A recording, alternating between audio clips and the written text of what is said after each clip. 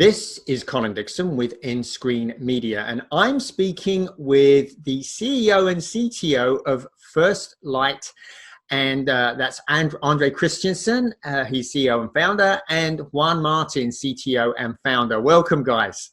Thank you. So I'm really excited to talk to you because you are doing some really interesting and innovative things with AI. And we'll get into that in just a second. But you know what, André, I want to turn to you first because I have a feeling that there'll be some people out there who aren't aware of FirstLight. So can you please introduce the company? Who yeah, is FirstLight? Sure.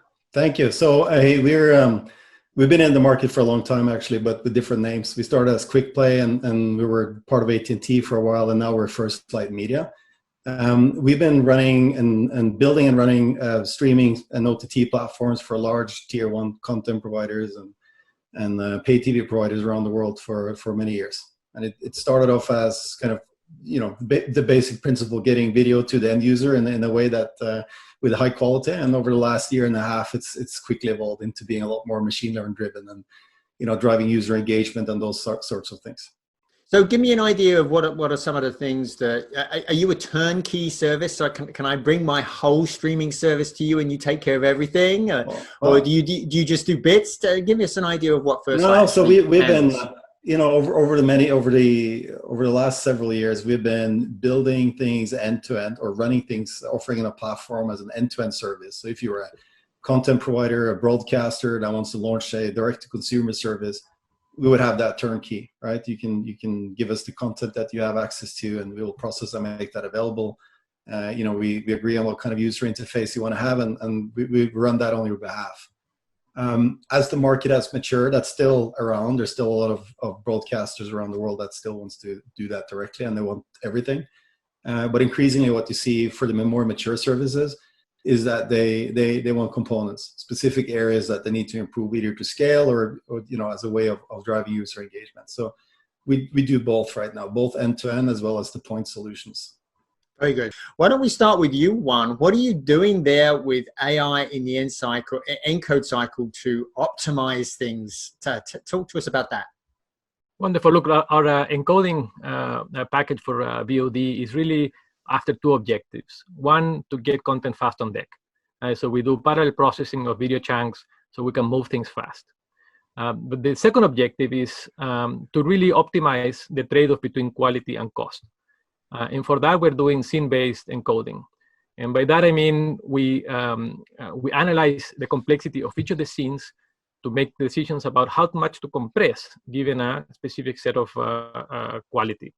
And that's where AI comes in.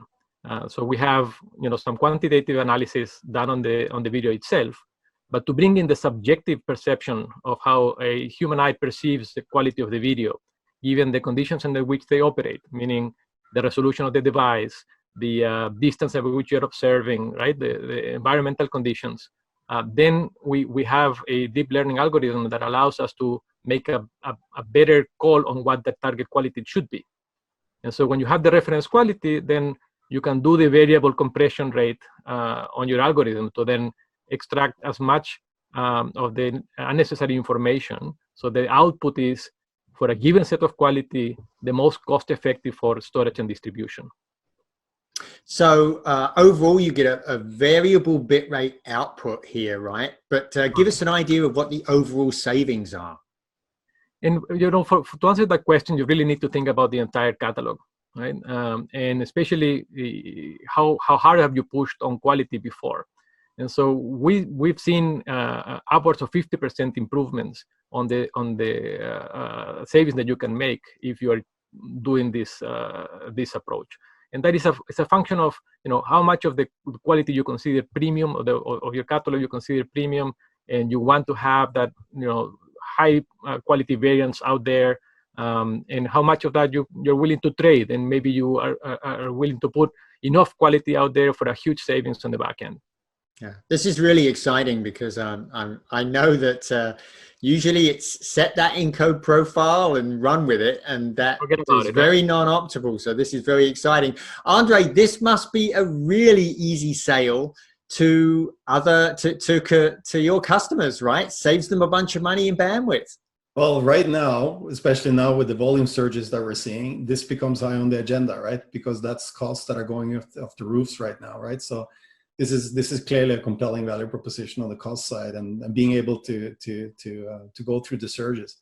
There's one more aspect to what we just talked about, which is also related to AI, but the fact that we're taking these pieces up, a piece of content, creating chunks out of it, a few seconds each, and doing the scene-based encoding on each of them. There's a couple of things that comes out of that drives engagement as well, right? Because when we put it together, and you can literally get like an hour of content available for the end user to consume in less than a minute, right? So it's tremendously fast when you do it like that as well, right? So if you want to get fresh content out there quickly to keep your audience engaged, or also be able to put the content that you just split up in pieces, put them together in a different way than it came in, 6 minute, short forms and things like that.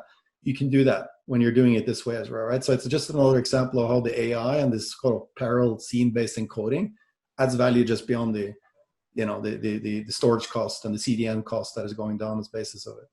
You bet. This is really exciting for your customers, and I'm really glad that I've been able to talk to you and bring it to my listeners and viewers. Thank you, André. Thank you, Juan, for telling us about this, and come back and talk to us again soon. Thank you, Colin. Thank you. Thank you both. This has been Colin Dixon with nScreenNoise Media.